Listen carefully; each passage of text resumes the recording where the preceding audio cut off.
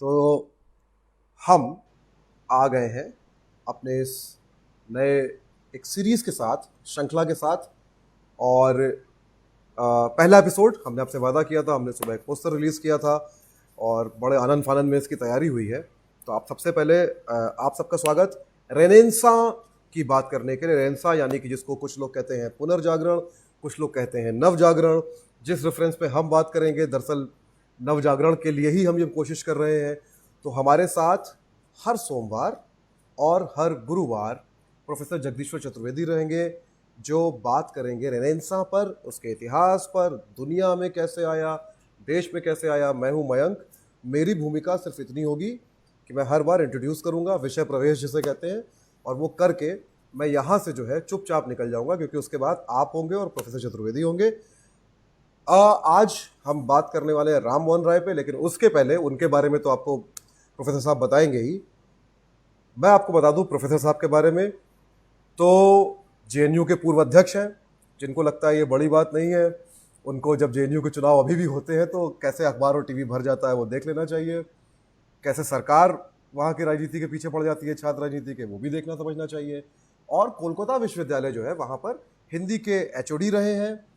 बाकी जो लोग प्रोफेसर साहब को पढ़ते हैं सोशल मीडिया पे या अलग अलग जगह, उनको पता है कि इनकी जो जानकारी है, जो ज्ञान है, उसके बारे में मुझे कुछ नहीं कहना है। आप लोग हर मंडे और थर्सडे, सोमवार और गुरुवार दोपहर 3 बजे सुनिएगा। ये एक लंबी सीरीज चलने वाली है, जिसको हम हर हफ्ते 2 एपिसोड के तौर पे लाएंगे। कोशिश ये है, इसका मकसद भी आपको बता दें हमने क्यों शुरू किया। किसी को लगेगा कि हम कोई हिस्ट्री चैनल टाइप कुछ बनने वाले हैं क्या, नहीं।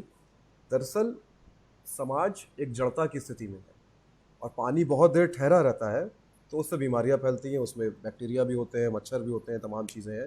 हमारा समाज एक ऐसी स्थिति में आ चुका है लंबे समय से। पुनर्जागरण, जागरण केवल वो जो शोर करने वाले जागरण होते हैं, बस वही हो रहा है समाज में। तो हमें आगे की ओर देखना होगा और ये समझना होगा कि हमारा समाज जहाँ पर रुक गया है वहाँ क्यों रुक गया था। इसके साथ मैं यहाँ से चल रहा हूँ। प्रोफेसर साहब, मैं आपको कमान सौंप रहा हूँ, और अब आप हैं, आप लोग हैं और प्रोफेसर साहब हैं। उसका प्रोफेसर साहब अपनी बात शुरू करेंगे सीधे आप लोगों से। अपने सवाल आप लोग फेसबुक में, यही जो लाइव है यहाँ पर लिख सकते हैं, जो मेरी वॉच पार्टी देख रहे हैं वहाँ लिख सकते हैं, और अगली बार से अगर आप ईमेल के जरिए कोई सवाल पहले से भेजना चाहें तो भेज सकते हैं। तो इस सेशन के एंड में 15 से 20 मिनट आपके सवालों के लिए होंगे, अगर कोई सवाल आप पूछना चाहते हैं। Now it's over to professor साहब। सर। शुक्रिया। सभी मित्रों को मेरा नमस्कार। ये जो नई सीरीज आप लोगों के सामने है, उसका मकसद मयंक ने बताया। अभी हम लोगों की अभी मुश्किल यह है कि हम लोगों के पास बहुत बड़ा जो है मानव संसाधन तो है, बहुत बड़ा देश है, तकनीकी, सांस्कृतिक, वैचारिक तौर पर बहुत बड़ी संपदा भी है हमारे पास। लेकिन एक चीज नहीं है। मतलब कल्पना कीजिए कि 20 वर्ष की उम्र में राजा राममोहन राय और केशव चंद्र सेन अंग्रेजों की सत्ता को हिला सकते हैं और भारतीय समाज को हिला सकते हैं। 20 वर्ष की उम्र।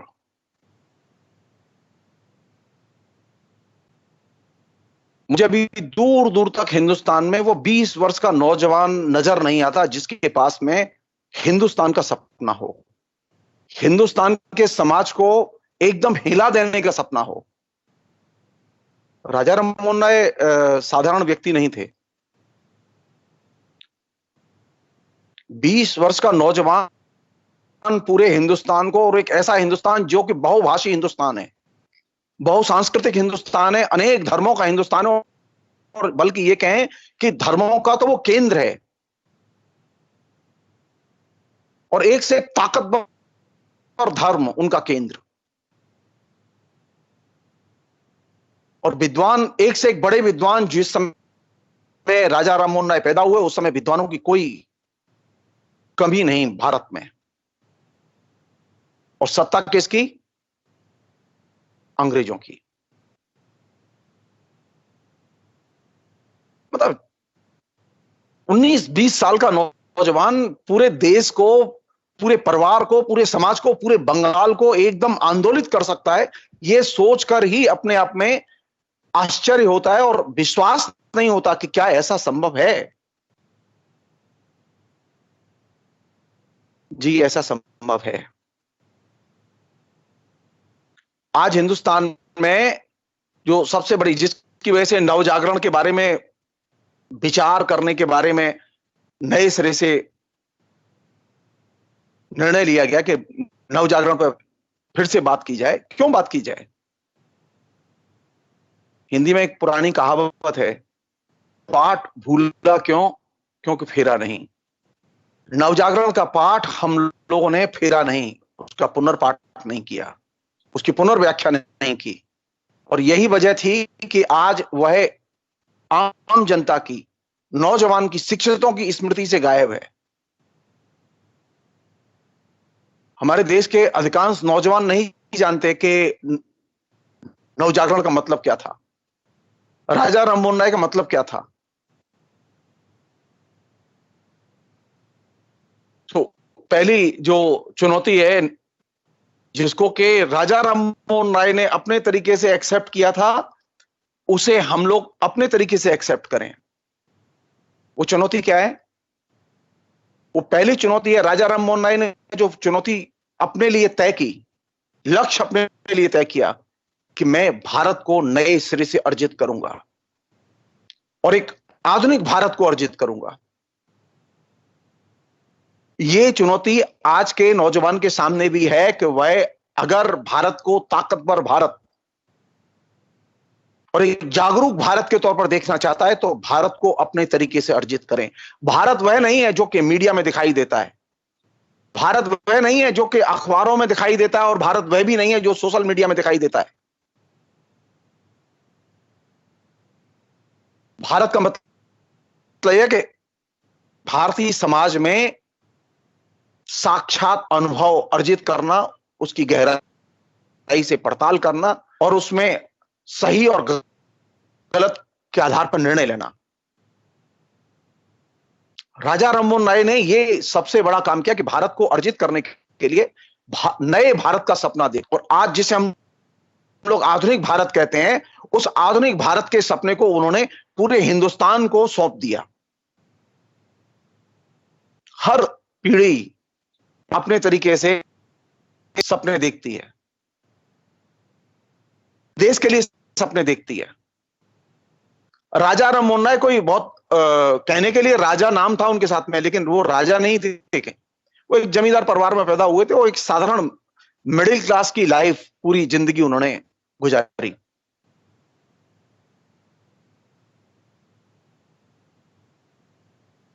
तो नवजागरण पर बात करने के लिए पहली सीढ़ी है, आधुनिक भारत का सपना देखें। और आधुनिक भारत का सपना देखने के लिए जरूरी है कि आधुनिक भारत को जानें, गहराई से जानें, और यह जानें कि आधुनिक भारत की बुनियादी समस्या कहां है। आप अधिकतर लोग जो हिस्ट्री के विद्यार्थी रहे हैं वो लोग जानते हैं, और जो लोग इतिहास के विद्यार्थी नहीं रहे हैं उनके लिए नवजागरण पर कोई भी बात 18वीं शताब्दी को माइनस करके नहीं हो सकती। नॉर्मल प्रैक्टिस ये रही है कि नवजागरण की जब बात होती है तो नवजागरण के इर्द गिर्द का जो परिवेश है, संस्कृति है, सभ्यता है, उसके संदर्भ में बात होती है। लेकिन मेरी व्यक्तिगत राय यह है, और भी इतिहासकारों ने इस बात पर लिखा है, कि नवजागरण पर बात करने के लिए जरूरी है कि हम 18वीं शताब्दी को जितना बेहतर ढंग से जानेंगे। आप अगर 18वीं शताब्दी को देखने जाएंगे तो आपको आज का भारत दिखाई देगा। 18वीं शताब्दी का मतलब यह है कि जब एक सिरे से नई दुनिया बन रही थी। कौन सी नई दुनिया? इस्लामिक समाज, जो मुस्लिम सल्तनत है, जो मुगल सल्तनत है, उसका जो सबसे बर्बर आइकॉन था औरंगजेब, उसकी मृत्यु हो चुकी थी।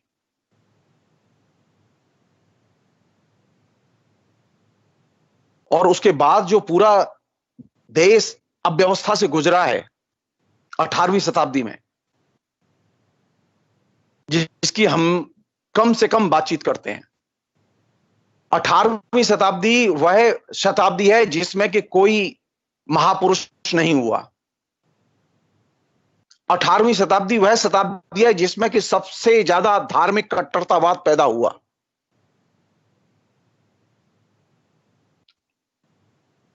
एक समय था कि ये जो हमारे यहां जो लोग थे, वे लोग नियमों के उतने पाबंद नहीं थे। ये 18वीं शताब्दी का जिक्र मैं जानबूझ के कर रहा हूं, क्योंकि बिना इसके आपको राजा राममोहन राय ने क्यों वह रास्ता चुना, ये समझ में नहीं आएगा। राजा राममोहन राय ने लक्ष्य चुना था कि हिंदुस्तान में हिंदू धर्म को सुधारा जाए, उसमें बदलाव किए जाएं। और हिंदू धर्म में जितने भी कट्टर रूप हैं, चाहे वो संस्कारों से जुड़े हों, चाहे वो आचार व्यवहार से जुड़े हों, चाहे वो धर्म शास्त्रीय मान्यताओं से जुड़े हों, ये जो हिंदू धर्म के कट्टर रूपों का श्री गणेश और उनका समाज में पालन 18वीं शताब्दी में हुआ। 18वीं शताब्दी के पहले हिंदू समाज, हिंदू धर्म उतना कट्टर नहीं था जो कि जितना कि 18वीं शताब्दी में बनाया गया।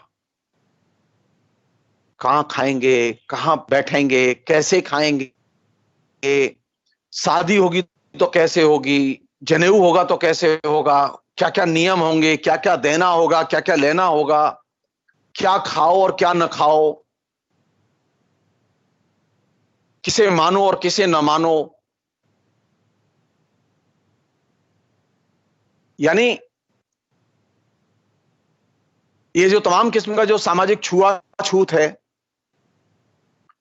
ये जो वर्णाश्रम व्यवस्था का जो सबसे क्रूरतम रूप है, अनटचेबिलिटी, अछूत समस्या, उस अछूत समस्या को इसी 18वीं शताब्दी में निर्मित किया गया। यह 18वीं शताब्दी इसलिए भी महत्वपूर्ण है कि इसी 18वीं शताब्दी में तय किया गया कि तुम व्यक्ति के नाते कितनी दूर चलोगे और कितनी दूर नहीं चलोगे। यानी पदयात्रा कितनी दूर करोगे, यहां तक करने के बनाया गया। 18वीं शताब्दी के पहले हम भारतवासी कभी इन बातों के बारे में सोचते नहीं थे, और यह भी नियम बनाया गया कि एक ब्राह्मण को तो विदेश यात्रा नहीं करनी चाहिए, समुद्र पार की यात्रा नहीं करनी चाहिए।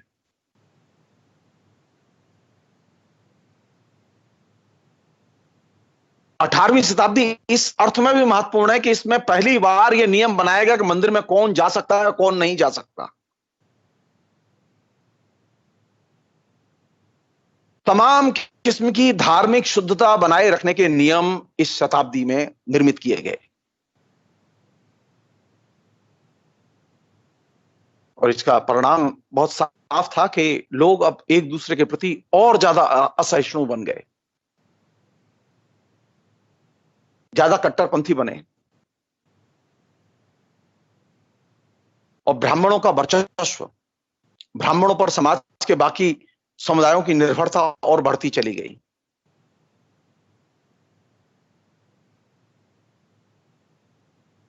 और यही वह चीज थी जिसने कि हिंदू धर्म के प्रति एक नई समस्या को जन्म दिया।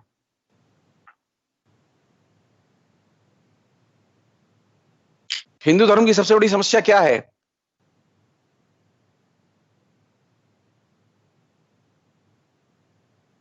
ऐसा नहीं कि हिंदू धर्म में जो ये जो 18वीं शताब्दी में कट्टरता आई, ये तमाम किस्म के रीति रिवाज आए, ये सिर्फ हिंदू धर्म में ही आए, नहीं, इस्लाम में भी आए, मुस्लिम समाज में भी आए।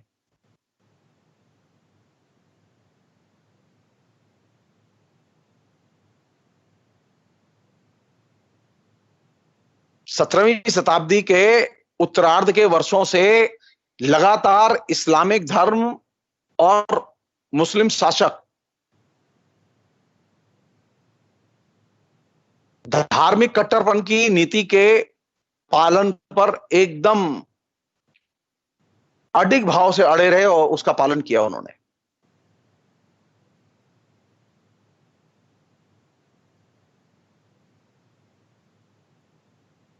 और ये जो मुस्लिम शासकों की जो कट्टरपंथी नीतियां थी, इसी के ही रिएक्शन में, इसी के प्रतिवाद में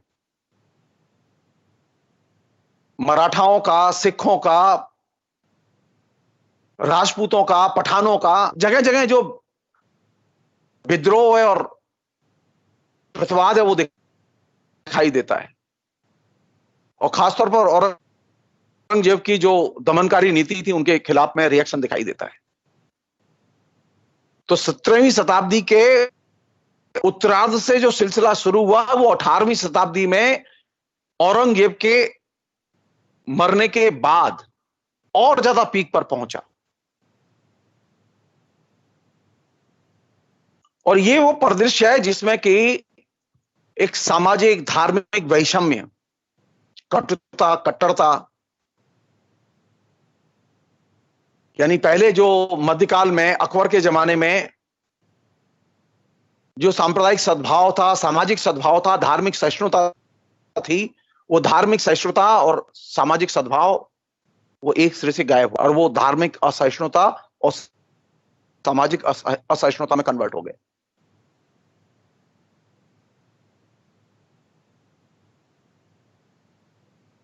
और ये वह परिदृश्य है जिसकी की कायदे से डिटेल्स में मीमांसा की जानी चाहिए। मेरी व्यक्तिगत राय है कि आज के भारत के तमाम किस्म के प्रतिक्रियावादी चरित्र को समझने में 18वीं शताब्दी का भारत बहुत मदद कर सकता है। आज जितनी असहिष्णुता है उतनी असहिष्णुता सिर्फ 18वीं शताब्दी में मिलती है।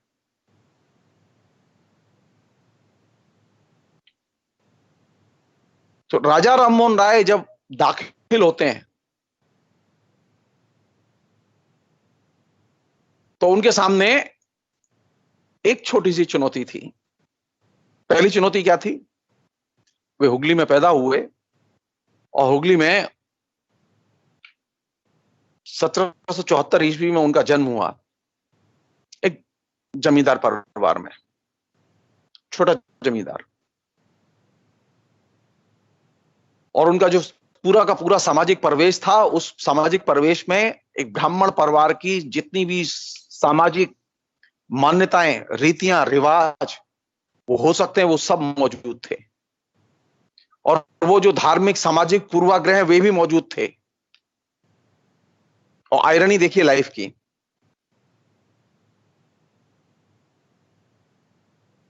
राजा राममोहन राय की 9 वर्ष की उम्र में 2 शादियां हुई। एक शादी उन्होंने बाद में की।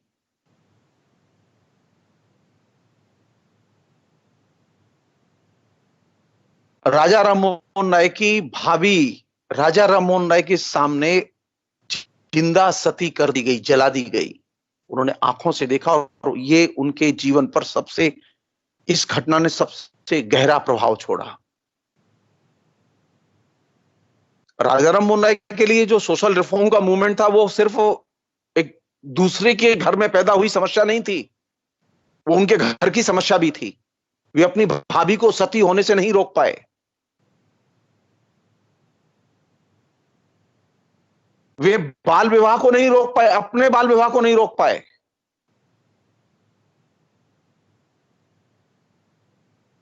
जो राजा राममोहन राय ने जो सोशल रिफॉर्म के इश्यूज चुने, वे इश्यूज उनके अपने जीवनानुभव से निकले हुए थे। वे समाज का तो अनुभव थे ही, लेकिन उनका व्यक्तिगत अनुभव का हिस्सा भी थे।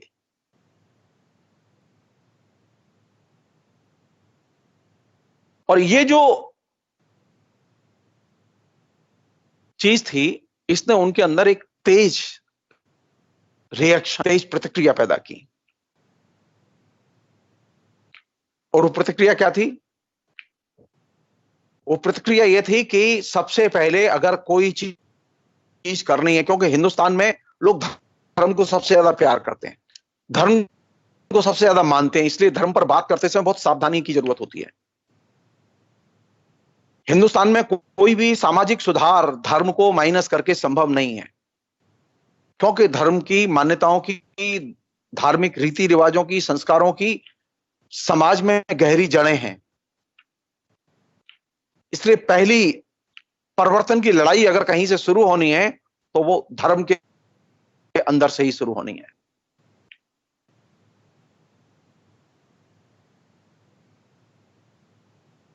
राजा राममोहन राय ऐसे व्यक्ति नहीं थे कि वो खाली अपने जीवन की और आसपास के शहर की समस्याओं से प्रभावित हो रहे थे।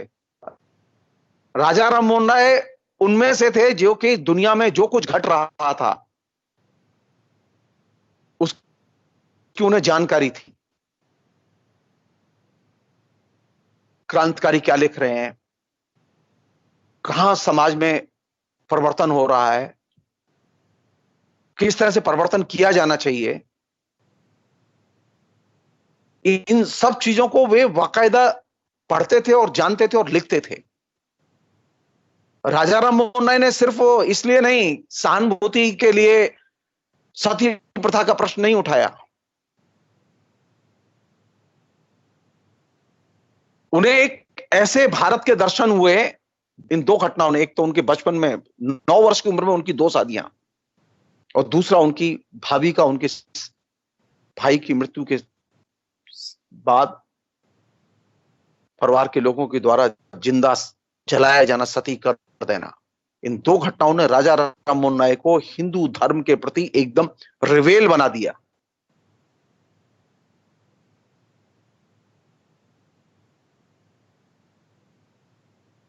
राजा राममोहन राय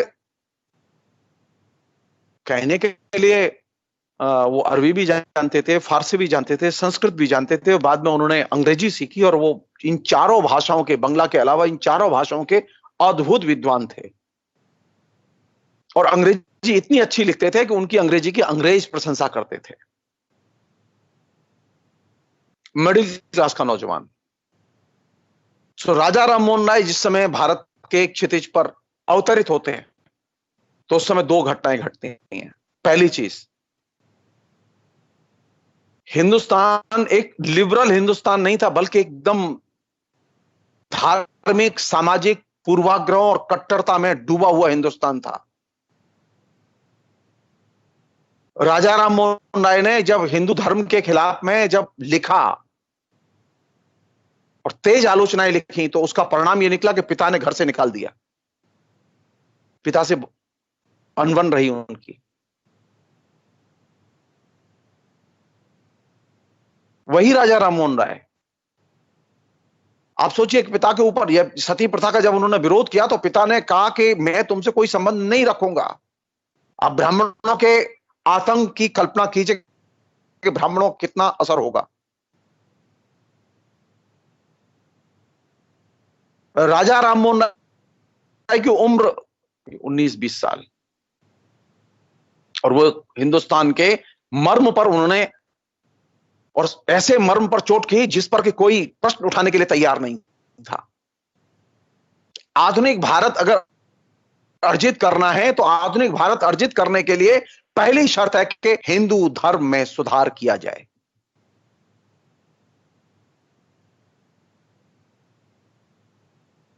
अगर आधुनिक भारत की खोज करनी है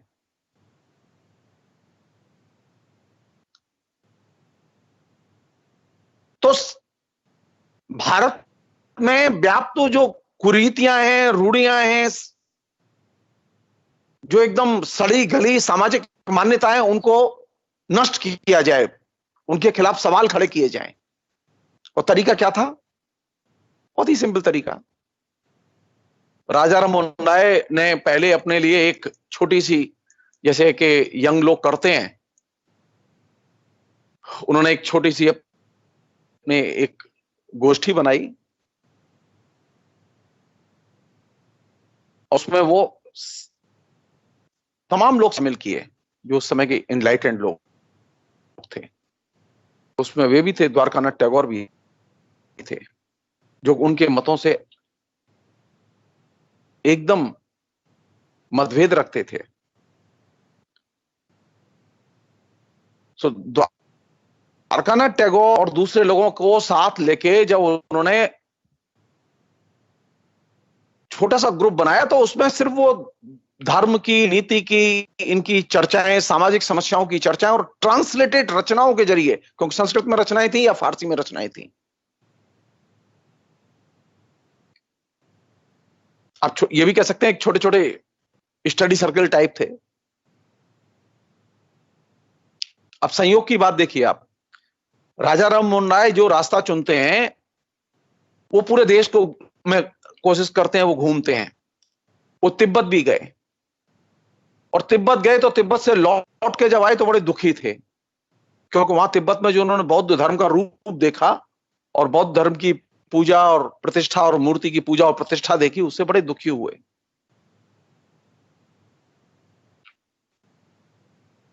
वो बंगाल आए, तो बंगाल में लौटकर जब आए तो उन्होंने ईसाई धर्म का अध्ययन किया। ईसाई धर्म के अध्ययन के बाद में उन्होंने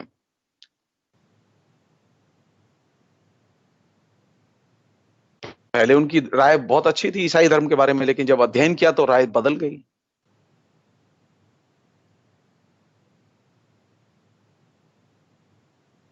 तो राजा राममोहन राय ने पहला काम यह किया, उनकी सारे लेखन में दो बहुत बड़े पेज हैं।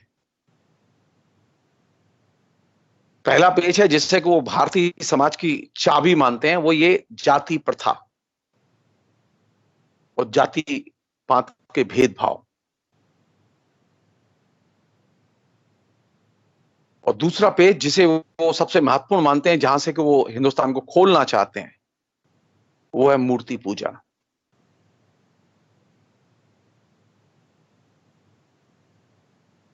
इन दोनों के बारे में जिस तरह से सोचा गया उनके जरिए,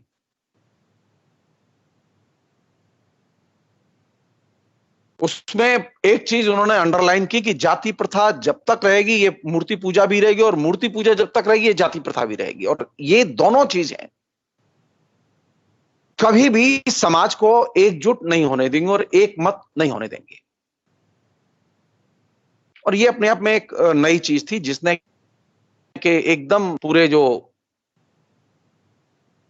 हिंदू धर्म के मानने वाले थे, परंपरागत हिंदू धर्म के मानने वाले थे, उनको एकदम गंभीर चुनौती दी। और वे कौन लोग थे? वे सनातनी हिंदू थे।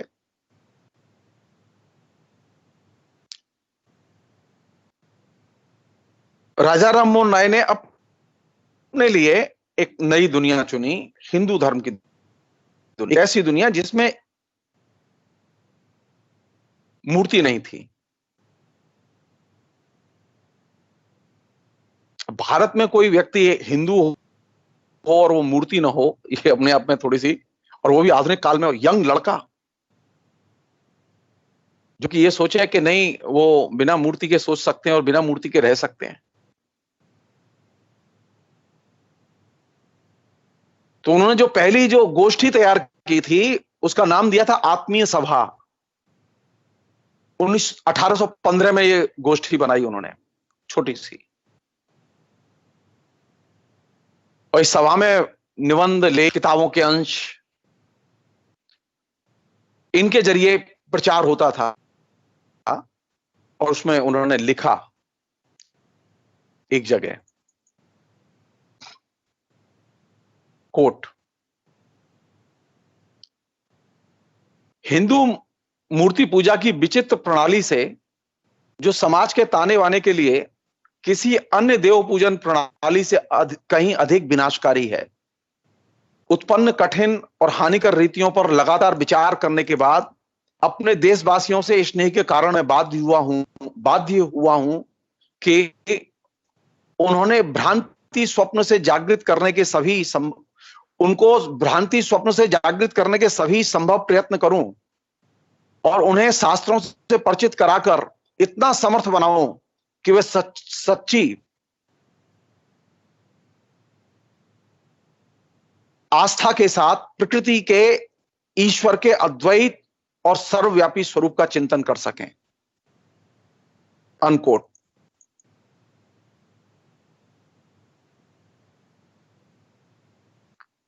कहां से शुरुआत हुई राजा राममोहन राय की? मूर्ति पूजा के निषेध से। और किस जगह? वो आत्मीय सभा जो गोष्ठी थी, जो 1815 के आसपास बनाई गई, जिसमें द्वारकानाथ टैगोर और दूसरे लोग थे, बड़े लोग थे, उस गोष्ठी में ये विचार पहली बार मंथन से निकला।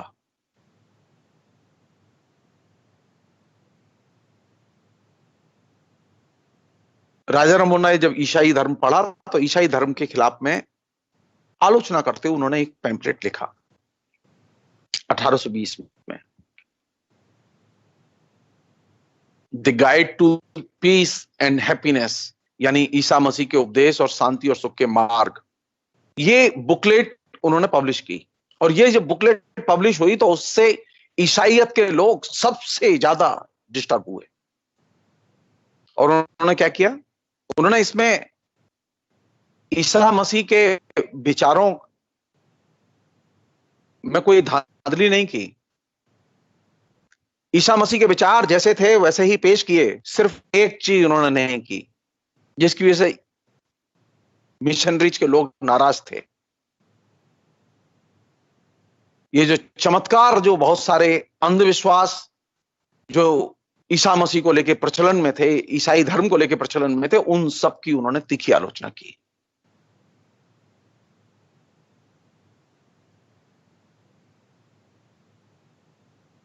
तो जो लोग ये कहते हैं कि राजा राममोहन राय ईसाईयत से प्रभावित थे, उनके लिए ये पुस्तक काफी है पढ़ने के लिए कि वो कितने प्रभावित थे।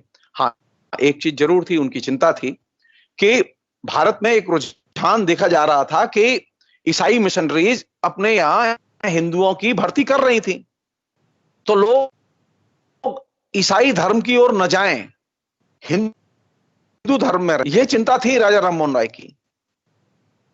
और इसके लिए जरूरी था कि हिंदू धर्म के जो कट्टर रूप थे, सामाजिक कट्टरता थी, उससे हिंदू धर्म को मुक्त किया जाए। उसमें बहुत सारी जो अवैज्ञानिक चीजें थी, उन अवैज्ञानिक चीजों से हिंदू धर्म को मुक्त किया जाए।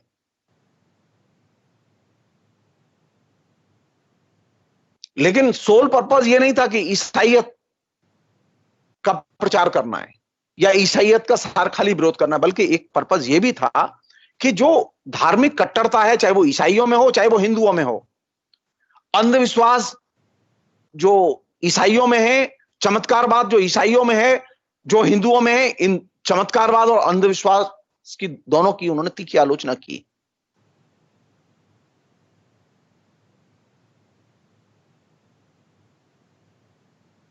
और यही वजह थी कि उन्होंने कालांतर में 20 अगस्त 1824 को ब्राह्मो समाज, जिसे हिंदी में, सरल हिंदी में ब्रह्म समाज कहते हैं, ब्राह्मो समाज की स्थापना की। बाद में कालांतर में 1930 में इसे ब्रह्म समाज के नाम से ही जाना गया, 1830 से। और इसके निशाने पर, ब्राह्मो समाज के निशाने पर सामाजिक कुरीतियां, अंधविश्वास, मूर्ति पूजा, तमाम चीजें इस निशाने पर थी और आलोचना केंद्र में थी। राजा राममोहन राय का साफ मानना था कि हिंदुस्तान के राष्ट्रीय एकता के विकास में सबसे बड़ी बाधा अगर कोई है तो वह जाति प्रथा।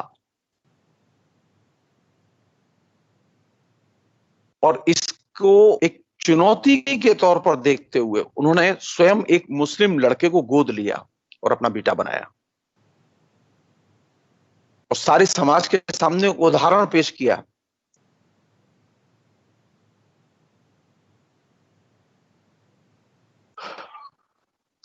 उन्नीस सौ 28 में उन्होंने लिखा, कोट, मुझे यह कहते हुए दुख हो रहा है कि हिंदू धर्म की जिस वर्तमान प्रणाली पर हम लोग चल रहे हैं वह हमारे राजनीतिक हितों को बढ़ावा देने वाली नहीं है। जात पात के भेदभावों ने, जिन्होंने जनता को कितने ही टुकड़ों में बांट रखा है, हमें राजनीतिक भावनाओं से शून्य कर दिया है। अनगिनत धार्मिक कर्मकांडों और पवित्रता संबंधी नियमों ने हमें किसी भी कठिन कार्य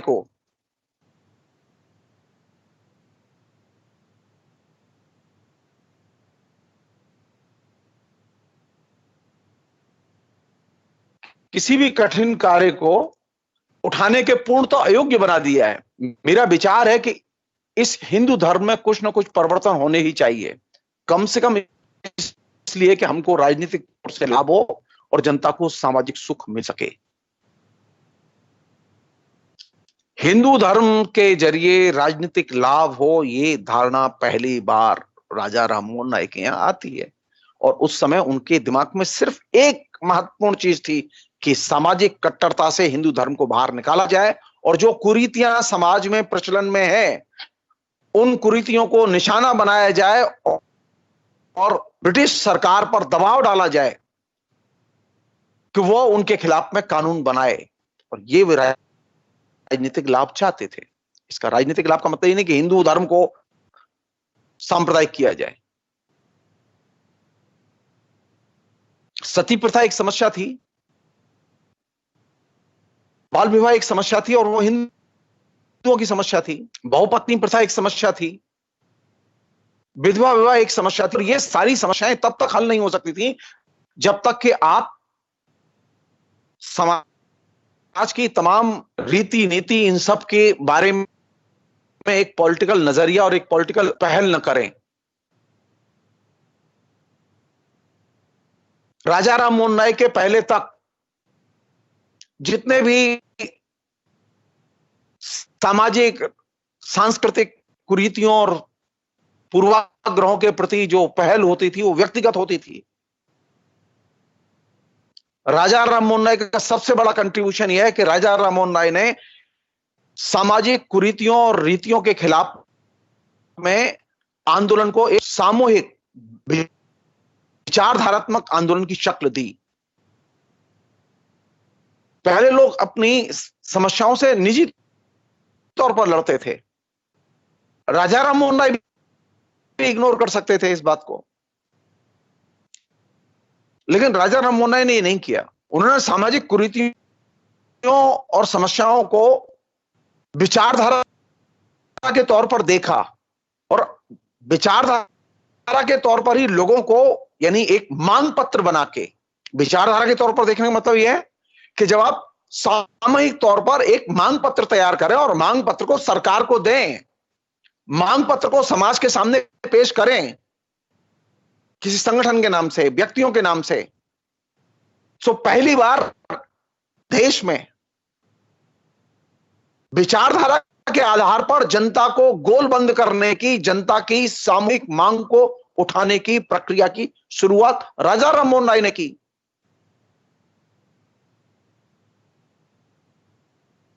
किसी भी सामाजिक समस्या के पीछे विचारधारा होती है, सांस्कृतिक समस्या के पीछे विचारधारा होती है, इस बात को खोजने वाले वे सबसे पहले भारतीय इंटेलेक्चुअल्स थे, बुद्धिजीवी थे। और ये एक पूरा का पूरा पैराडाइम शिफ्ट था। भक्ति काल के कवियों में, निर्गुण कवियों के यहां जो सामाजिक रीतियों, कुरीतियों, संस्कारों, अंधविश्वास, इन सबके खिलाफ में जो कविताएं मिलती हैं, जो प्रतिक्रियाएं मिलती हैं, वो व्यक्तिगत होकर रह जाती हैं, वे सामाजिक आंदोलन का हिस्सा नहीं बनती, वे मांग पत्र का हिस्सा नहीं बनती। पहली बार सामाजिक कुरीतियां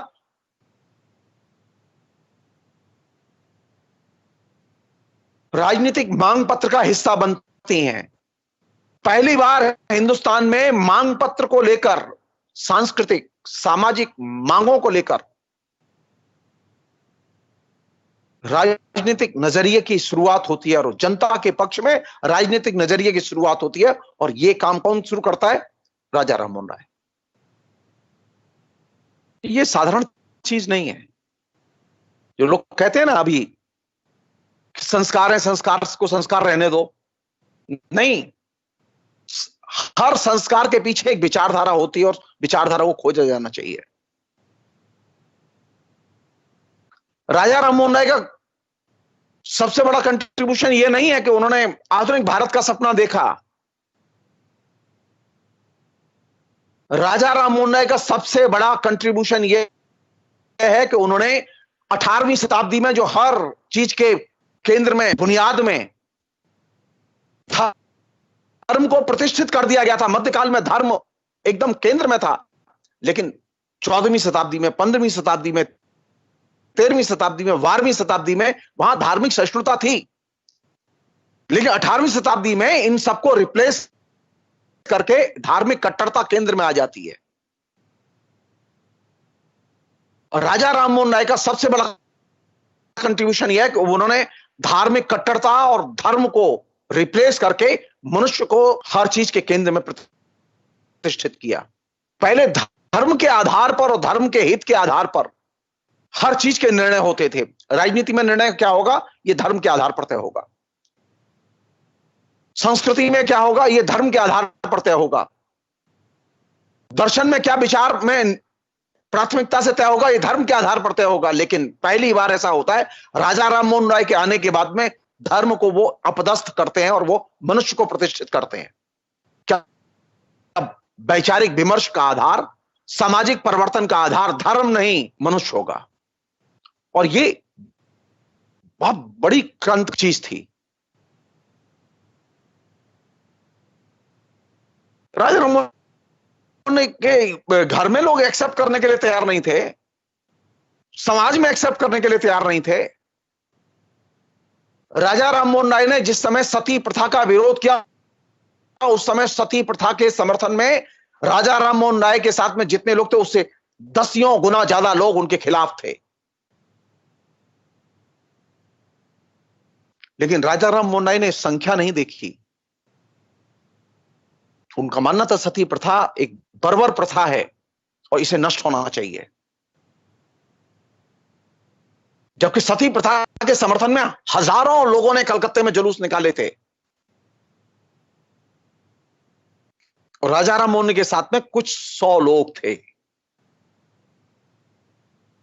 तो बड़ी चीज जिससे कि मुझे लगता है वो ये कि साहित्य, समाज, संस्कृति, राजनीति, धर्म, दर्शन, इन सब के केंद्र से धर्म को अपदस्थ करके मनुष्य को प्रतिष्ठित करने में जो केंद्रीय भूमिका राजा राममोहन राय के दृष्टिकोण ने अदा की, वो सबसे मूल्यवान है। राजा राममोहन राय के सपने में भारत था, एक ऐसा भारत जिसकी चिंताएं मनुष्य से जुड़ी हुई थीं। वो एक ऐसा मनुष्य देखना चाहते थे, एक ऐसा भारत देखना चाहते थे जो कि सामाजिक कुरीतियों और अंधविश्वासों से एकदम मुक्त हो।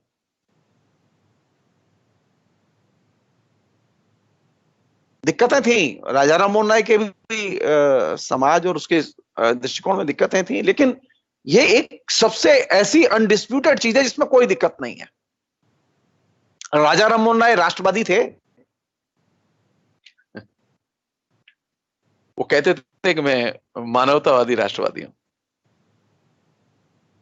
वो ये नहीं कहते थे मैं हिंदू राष्ट्रवादी हूं या मैं इस्लामिक राष्ट्रवादी हूं या मैं ईसाई राष्ट्रवादी हूं। नो, राजा राममोहन राय के राष्ट्रवाद के आधार में भी मनुष्य था, केंद्र में मनुष्य था।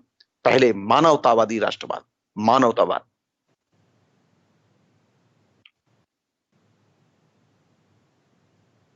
साम्राज्यवादी दृष्टिकोण की यह विशेषता थी कि वहां हर चीज के पहले धर्म आता था और यह लड़ाई थी। धार्मिक विभाजन और धार्मिक दृष्टिकोण से देखने की जो परंपरा ब्रिटिश साम्राज्यवादी पीरियड में शुरू हुई, उसने बड़े पैमाने पर बुद्धिजीवियों को और तमाम किस्म की प्रतिक्रियावादी लीडरशिप को प्रभावित किया।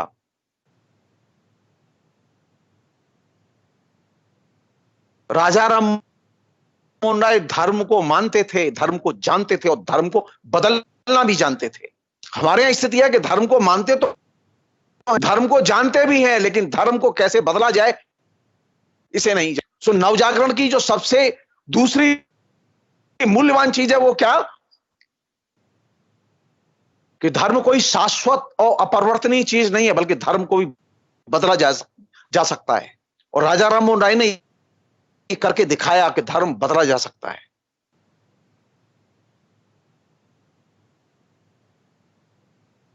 पहले उन्होंने विचार के केंद्र में, विमर्श के केंद्र में, राजनीति के केंद्र में जो धर्म था उसे अपदस्थ किया और उसकी जगह मनुष्य को प्रतिष्ठित किया। और उसके बाद में दूसरी चीज जो उन्होंने प्रतिष्ठित की वो मानवतावादी दृष्टिकोण।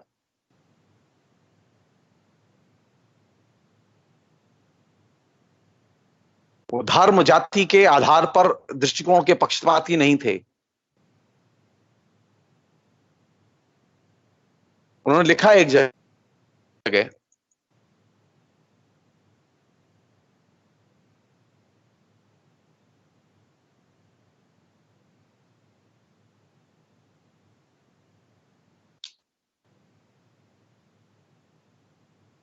उन्होंने लिखा है ये जो उनके जमाने की जो परिस्थितियां थी उसे लेके लिखते हैं, कोट, मैं भारत में ब्रिटिश सत्ता की स्थापना के प्रति कटु भावना लेकर अपनी यात्रा पर, ये मूर्ति पूजा को खंडन बार बार करते थे, अपनी यात्रा पर आगे बढ़ा और विभिन्न देशों से होकर गुजरा। आगे की पंक्तियां ध्यान से समझिएगा आप। ये देश मुख्यतः हिंदुस्तान के अंदर थे लेकिन कुछ बाहर थे। जब मैं 20 साल का हो गया, मेरे पिता ने मेरे साथ समझौता कर लिया और मुझे फिर कृपा पात्र बना लिया। यानी 20 साल के पहले ही ये सारे उत्पात हो चुके थे और राजा राममोहन राय को पिता ने बाहर कर दिया था। तो राजा राममोहन थोड़े दुखी हुए। पिता उनको पैसा भेजते थे लेकिन संपर्क नहीं रखते थे। लेकिन पिता से जब उनके संबंध नॉर्मल हुए और पिता से जो दूरी रही उनकी, उस दौरान उन्होंने हिंदुस्तान के कानून, हिंदुस्तान की बहुत सारी शासन की प्रणाली, उन सबका उन्होंने ज्ञान अर्जित किया। और इस ज्ञान के क्रम में उन्होंने सबसे बड़ी चीज ये पाई कि, लिखा है उन्होंने, कि हमारी चिंता यहां से शुरू होनी चाहिए कि देश और देशवासी खुशहाल कैसे होंगे। ये जो अभी जो हालचाल है, जो अभी ढांचा है, राजा राममोहन राय कहते हैं उसमें खुशहाली का कोई लक्षण नजर नहीं आता। इसलिए हमारी चिंता यह है कि देश खुशहाल कैसे होगा।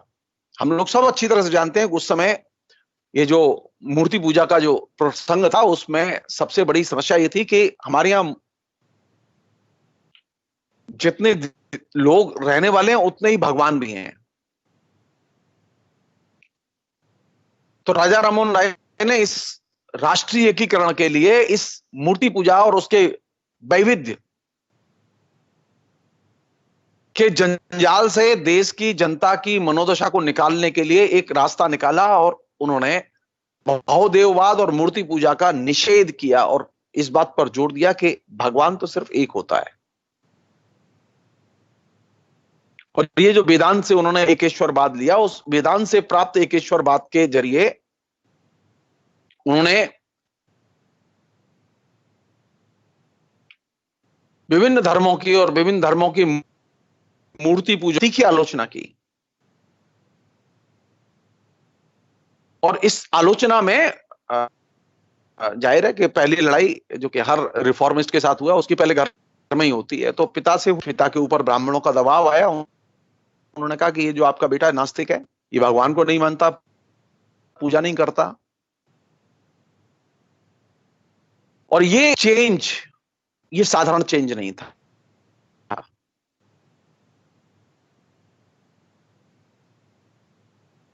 सो भारत के विकास के लिए कौन सी चीज जरूरी है?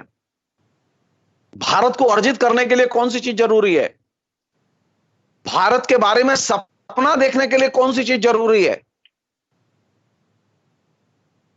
मनुष्य और मनुष्य से गहरा लगाव, ये दो चीजें जरूरी हैं। हम लोगों में स्थिति है कि हमारे अंदर मनुष्य के प्रति कोई लगाव, अपने प्रति लगाव है, अपने निजी स्वार्थों के प्रति लगाव है।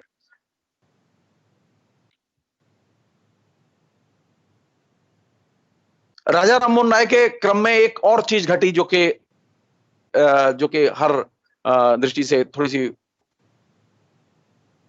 राजा राममोहन राय ने उसका अपने एक जैसे ऑटोबायोग्राफिकल जो आर्टिकल है उसमें उन्होंने जिक्र किया, वो कहते हैं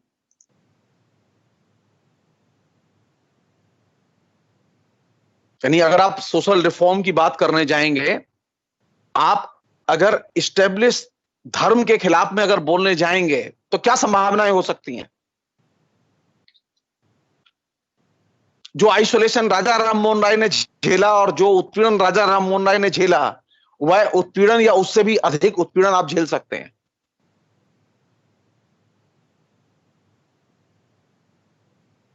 राजा राम मोहन राय के बारे में सोचते समय, बोलते समय, लिखते समय, उनसे प्रेरणा लेते समय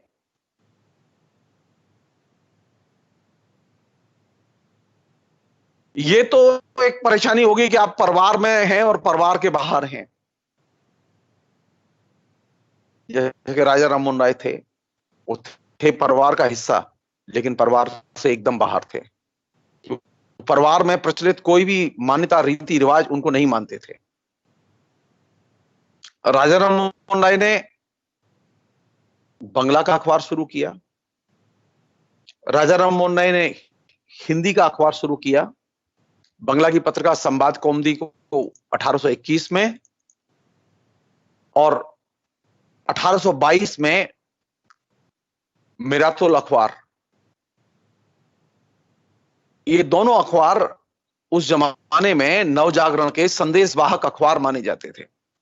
मिरातुल अखबार को कुछ दिन प्रकाशन के बाद में बंद करना पड़ा,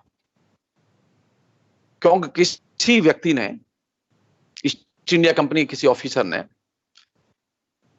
उस जमाने के शासकों के कान भर दिए और कहा कि इसमें जो है ईस्ट इंडिया कंपनी के खिलाफ में छपता रहता है। अब मुश्किल क्या थी कि वो मिरातुल अखबार जो है वो अंग्रेज लोग तो पढ़ने जानते नहीं थे फारसी। राजा राम मोहन राय अंग्रेजों के भक्त थे, ब्रिटिश शासन के समर्थक थे।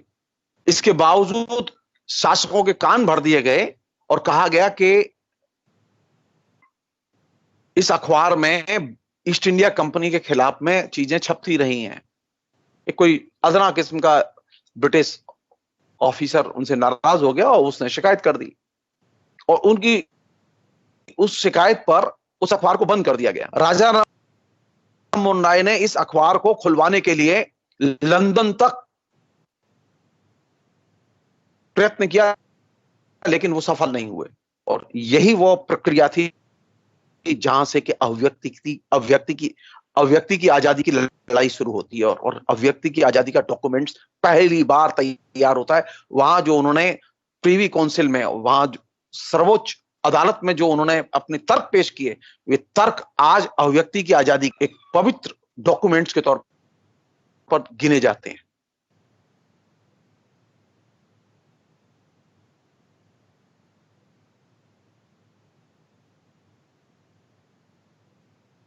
और सती प्रथा के खिलाफ में जो उन्होंने डॉक्यूमेंट्स दिया, उस डॉक्यूमेंट्स में उन्होंने जो लिखा, कोट, प्रत्येक शास्त्र के अनुसार, साथ ही सभी राष्ट्रों की सामान्य सूझबूझ के अनुसार, सती प्रथा निरी हत्या है। उस डॉक्यूमेंट्स में उन्होंने इसके सती प्रथा के पीछे छिपे हुए जो आर्थिक कारण थे, उन कारणों की भी चर्चा की।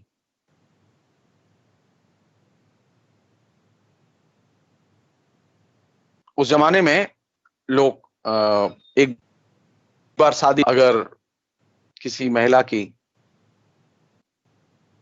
किसी वजह से पति मर गया या कोई वजह हुई, तो उसके पुनर्विवाह की कोई संभावना नहीं थी, अंतरजातीय विवाह की कोई संभावना नहीं थी। तो अंतरजातीय विवाह हो, पुनर्विवाह हो, ये मांग भी उठाई गई। और जो उन्होंने ब्रह्म समाज बनाया था, उस ब्रह्म समाज में कालांतर में अनेक परिवर्तन आए और नई चीजें आई। ब्रह्म समाज के कई विभाजन भी हुए, 3 विभाजन हुए।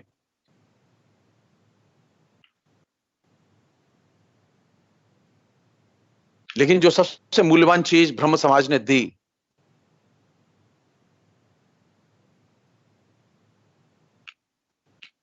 वो ये कि समाज में जो कुरीतियां थी उनके प्रति लोगों को उसने जागरूक किया, अंतरजातीय विवाह और अंतरधार्मिक विवाहों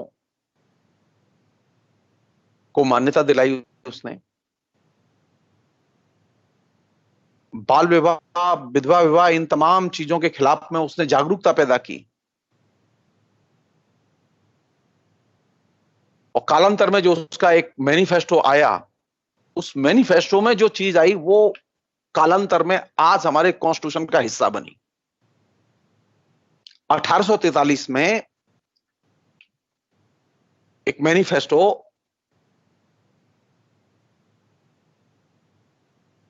जारी किया गया। उस मैनिफेस्टो में लिखा गया, कोट, ईश्वर एक वैयक्तिक सत्ता है जो श्रेष्ठतम नैतिक गुणों से विभूषित है। ईश्वर ने कभी कोई अवतार नहीं लिया। ईश्वर प्रार्थनाएं सुनता और उनका उत्तर भी देता है। मंदिर तथा पूजा पाठ के निश्चित स्थान अनावश्यक हैं। सभी जातियों और सभी नस्लों को ईश्वर की आराधना का अधिकार है। प्रकृति और अंतःप्रज्ञा ईश्वर ज्ञान के स्रोत हैं। कोई भी ग्रंथ प्रामाणिक नहीं है, अनकोट। हम लोग कहते हैं ना कि भारत एक सेकुलर समाज है, तो सेकुलर समाज के लिए, और भारत एक सेकुलर राष्ट्र है, इसके लिए भारत का नागरिक एक धर्मनिरपेक्ष नागरिक है। इसके लिए कौन सी चीज जरूरी है? उसके लिए पहली शर्त है कि धर्म को व्यक्तिगत बनाया जाए। ये जो ब्रह्मो समाज का जो 1843 का जो मैनिफेस्टो है, उस मैनिफेस्टो में सबसे पहले ये आइडिया आया। तो ये लोग कहते, जो संविधान विशेषज्ञ हैं, जिन्होंने संविधान बनाया, जिन्होंने संविधान की व्याख्याएं की, वे कहते हैं कि भारत के संविधान में जो धर्मनिरपेक्षता इंटीग्रेटेड है, उसकी का बुनियादी आधार और बुनियादी कॉन्सेप्ट राजा राम मोहन राय, द्वारकानाथ टैगोर और उनके वंशजों ने दिया, और उनके साथ के लोगों ने दिया, केशव चंद्र सेन, इन लोगों ने दिया। और उसकी क्या धारणा थी? उसकी ओपनिंग सेंटेंस था ये कि ईश्वर एक वैयक्तिक सत्ता है। अब भगवान अगर एक व्यक्तिगत चीज हो जाएगी तो हम कहां लौटेंगे? हम लौटेंगे भक्ति आंदोलन की। भक्ति आंदोलन में ये चीज थी। भक्ति आंदोलन के कवियों ने इस पर जोर दिया, जिसको कि नए सिरे से 18वीं शताब्दी के धार्मिक कट्टरतावाद और सामाजिक जो असहिष्णुता का वातावरण था, उसको चुनौती देते हुए ब्रह्म समाज ने जो नया दृष्टिकोण, राजा राम मोहन राय ने जिस नए दृष्टिकोण का प्रतिपादन किया, उस दृष्टिकोण का विकास करते हुए जो मैनिफेस्टो जारी किया गया, उसमें ये कॉन्सेप्ट आया कि ईश्वर एक व्यक्तिगत सत्ता है।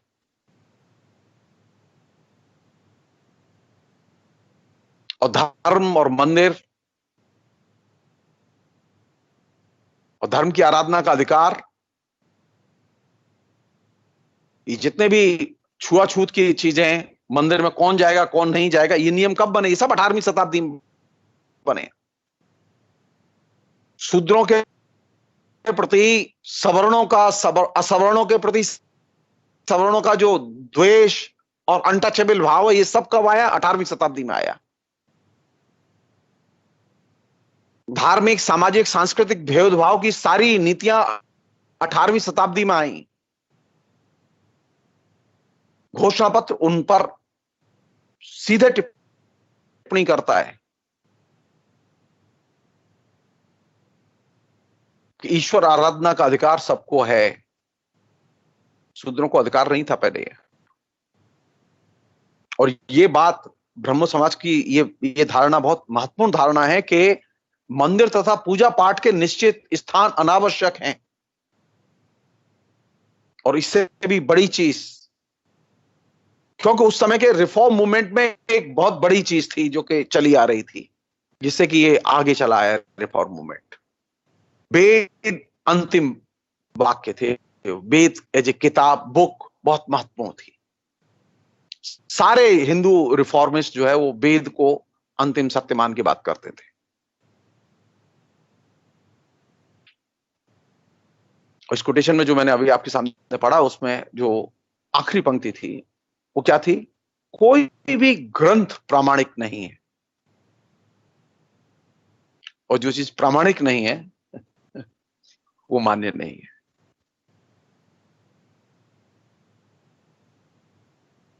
तो नया समाज कैसे बनेगा? नया समाज बनेगा धर्म की आलोचना के आधार पर। धर्मनिरपेक्ष दृष्टिकोण कैसे बनेगा? धर्म को व्यक्तिगत बना के।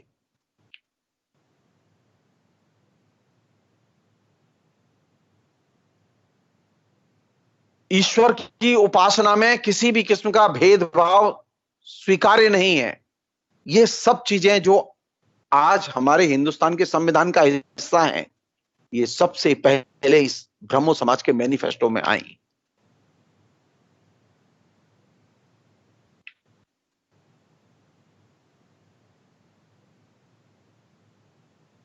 एक अन्य चीज, हम लोग जो सनातनी हिंदू हैं,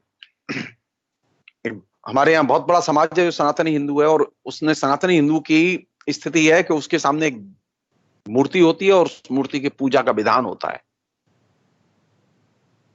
और वहां कुछ मंत्र होते हैं, कुछ उसका कर्मकांड होता है, और वह ही सर्वस्व होता है। यानी मंत्र, उसकी पूजा, उसकी मूर्ति और उसका विधान।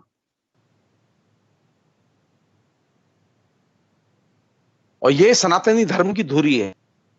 सनातनी हिंदू धर्म की ये धुरी को क्वेश्चन करते हुए ब्रह्म समाज ने अपने मैनिफेस्टो में आगे लिखा, कोट। और ये किस लिए लिखा? वो ये मानते थे कि वे हिंदू, जैसे सनातनी हिंदू हैं वैसे हिंदू उनसे अलग हैं। क्यों अलग हैं? कोट। वो कहते हैं कि हमारी भिन्नता का पहला तत्व यह है कि हमारे पंथ में एक सकारात्मक पहलू है, जिसके अनुसार पूजा आराधना की परिभाषा यह है कि ईश्वर से प्रेम किया जाए और ऐसे कार्य किए जाएं जो ईश्वर को प्रिय है। हमारे पंथ का नकारात्मक तत्व हमें किसी भी मानव सृजित अथवा वस्तु की पूजा करने से वर्जित करता है, और यह सनातनियों से हमारी भिन्नता का दूसरा तत्व है। ये सनातनी अवतारों में विश्वास करते हैं, या मध्यस्थों, प्रतीकों अथवा किसी भी प्रकार की मूर्तियों की आवश्यकता में विश्वास करते हैं। हम अपनी श्रद्धा को तर्क और चेतना द्वारा पुष्ट धर्म के मूलभूत सत्यों पर आधारित करते हैं।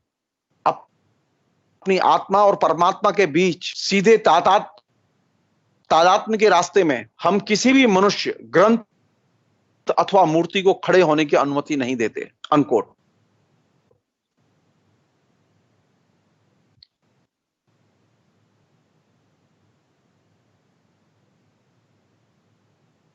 धर्म का मतलब क्या है? राजा राम मोहन राय और उनके अनुयायियों के लिए धर्म का मतलब यह था कि ईश्वर से प्यार किया जाए और उन चीजों से प्यार किया जाए जो ईश्वर को अच्छी लगती हैं।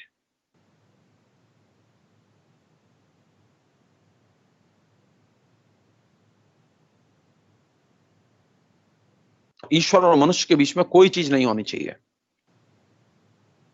उसके बीच में मनुष्य आना चाहिए, जो हम लोग पूज्य पुजारी, पंडे, शास्त्री, आचार्य, ये तमाम आते हैं बीच में। नो, न कोई किताब होगी। ईश्वर कब मिलेंगे?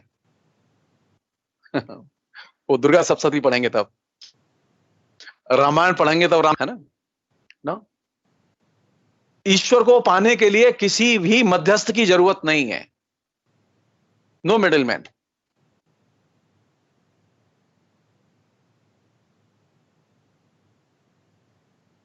ईश्वर को पाने के लिए अगर कोई मिडिलमैन नहीं होगा तो सनातन धर्म तो कोलैप्स कर जाएगा। और ये बहुत बड़ी बात थी कि ईश्वर से प्यार करो। और ये बिल्कुल एकदम भक्ति आंदोलन की जो सबसे उज्जवल पक्ष था प्रेम का, ईश्वर और भक्त के बीच में प्रेम का जो सबसे उज्जवल पक्ष था, उस उज्जवल पक्ष को यहां पर मैनिफेस्टो का हिस्सा बनाया गया। भक्ति आंदोलन में भी भक्त बड़ा था भगवान से, और नवजागरण में भी ईश्वर से बड़ा है मनुष्य और मनुष्य के हित।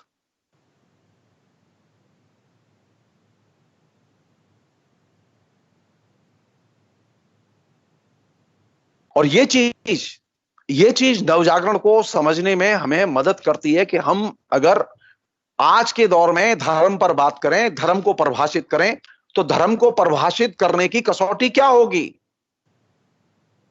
धर्म को परिभाषित करने की कसौटी होगी मनुष्य। वही धर्म काम का जो मनुष्य के विकास में मदद दे।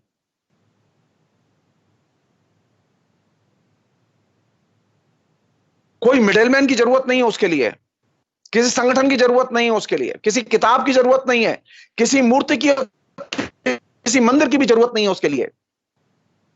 ये जो वेदांतियों वाला जो एकेश्वरवाद था, उस एकेश्वरवाद की बड़े सुंदर ढंग से बंगाल के नवजागरण पंथियों ने प्रतिष्ठा की। और इस प्रतिष्ठा के क्रम में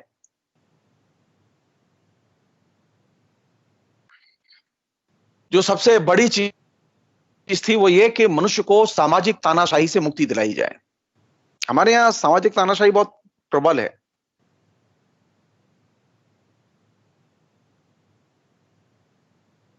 मनुष्य किसी भी किस्म के सामाजिक दबाव में काम न करे, चाहे जो भी हो। मनुष्य की आत्मा को लिबरेट करने के लिए पहली शर्त है जिस पर के नवजागरण के लोगों ने जोर दिया, वो ये कि हर हालत में मनुष्य जो उसका मन कहे वह करे, जो उसकी अंतरात्मा बोले वह करे।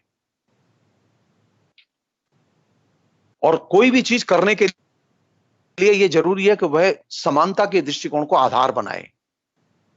भेद नहीं होंगे, न जाति का भेद होगा, न धर्म का भेद होगा, न उम्र का भेद होगा, न लिंग का भेद होगा। समानता के आधार पर वह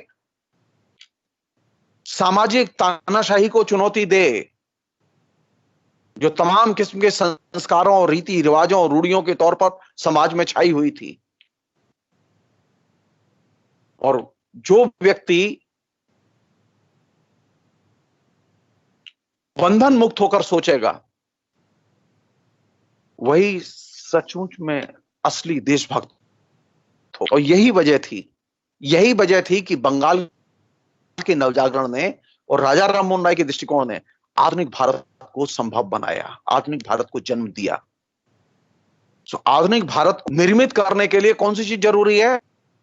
पहली चीज, समाज को सामाजिक तानाशाही के बंधनों से मुक्त, व्यक्ति की सत्ता और स्वायत्तता पर जोर दो। वो जैसा भी है, जो भी है, वह अपने मन में जो आए वह करे। इससे समाज में अराजकता नहीं फैलेगी, बल्कि समाज में अभी ज्यादा अराजकता है। जब सामाजिक नियमों और संहिताओं और शास्त्रों के बंधन में बंध के जब आदमी काम करता है तो ज्यादा समाज में अराजकता होती है।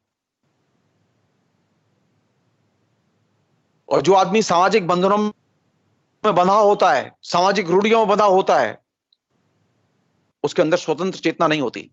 और जिसके अंदर स्वतंत्र चेतना नहीं होती, वह मातृभूमि की रक्षा के लिए प्राण नहीं दे सकता। और यही वजह है कि हमारे आज के नौजवानों में सामाजिक मुक्ति का सपना गायब है, सामाजिक मुक्ति की ललक गायब है।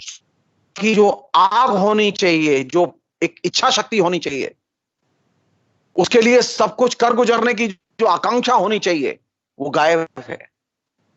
आधुनिक भारत कैसे बना? आधुनिक भारत का सपना कैसे आया? आधुनिक भारत का सपना आया जब हमने बंधनों से मुक्त होकर मनुष्य को देखा। अभी तो स्थिति है कि धर्म के, जाति के, परिवार के बंधनों में इतने बुरी तरह से हर व्यक्ति जकड़ा हुआ है कि वह इन बंधनों के अलावा कोई चीज सोच ही नहीं पाता। राजा राममोहन राय ने इन सब से मुक्त होकर भारत के बारे में सोचा और मनुष्य के बारे में सोचा। तो देश के बारे में सोचने के लिए, देश की मुक्ति के बारे में सोचने के लिए, एक आधुनिक भारत के निर्माण के लिए यह जरूरी है कि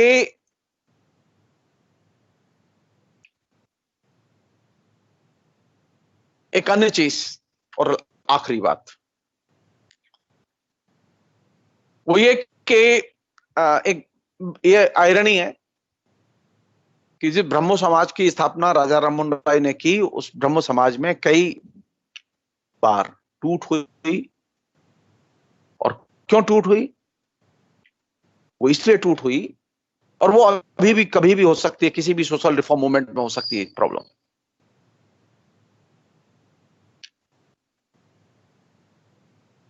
दो चीजें हैं जो कि किसी भी किस्म के सामाजिक और खासतौर पर रिफॉर्म मूवमेंट, सुधार आंदोलन के लिए या राजनीतिक आंदोलन के लिए या क्रांतिकारी आंदोलन के लिए बहुत महत्वपूर्ण है। अगर हमारे लक्ष्य के केंद्र में मनुष्य है और मनुष्य की मुक्ति का सपना है,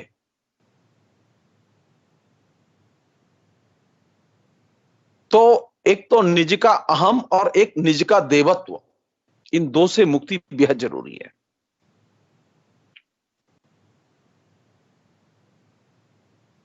जो लोग समाज को बदलना चाहते थे, उन लोगों में ये समस्या थी कि वे अपने अहंकार में और अपने विचारों के अहंकार में वो बंध गए। सामाजिक परिवर्तन की प्रक्रिया में जिस तरह से नए विचार आए, तो नए विचारों के आगे भी तो हम जा सकते हैं कि नए विचार भी एक स्टेज के बाद में जड़ हो जाते हैं, उनको भी बदलने की जरूरत होती है। तो ब्रह्मो समाज जितनी बार एक वैचारिक जड़ता में फंसा, उतनी बार टूटा।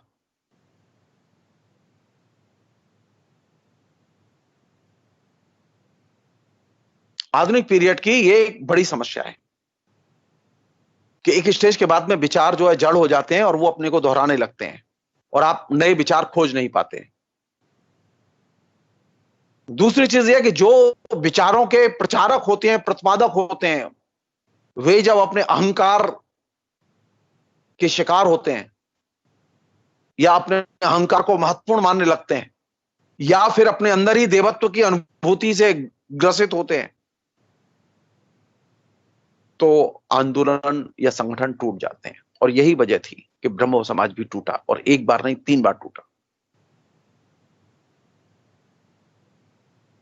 तो सोशल रिफॉर्म के लिए निजी अहंकार से मुक्ति जरूरी है और निजी देवत्व भाव से भी मुक्ति जरूरी है।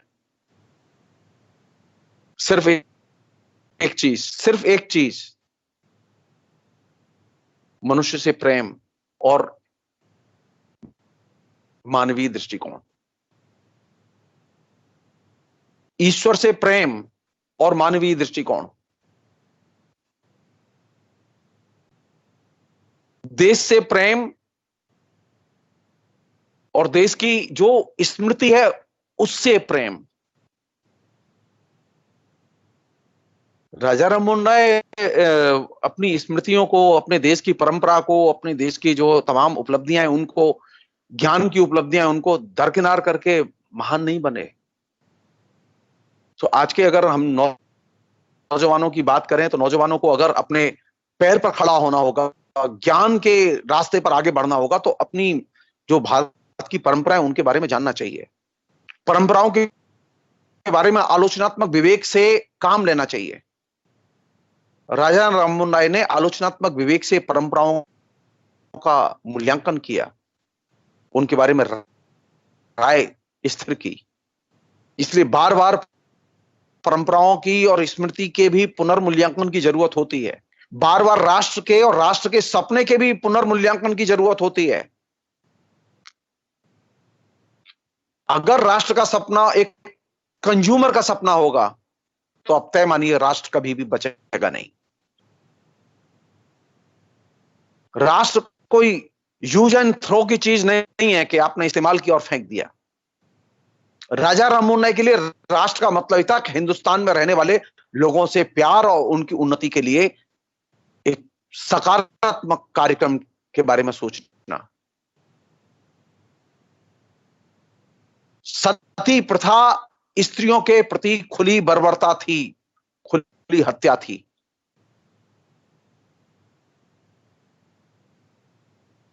इसलिए जब हम अपने इर्द गिर्द कुछ भी देखें, अन्याय देखें, राजा राम मोहन राय ने अपने घर में अन्याय देखा, अपने आसपास के समाज में अन्याय देखा,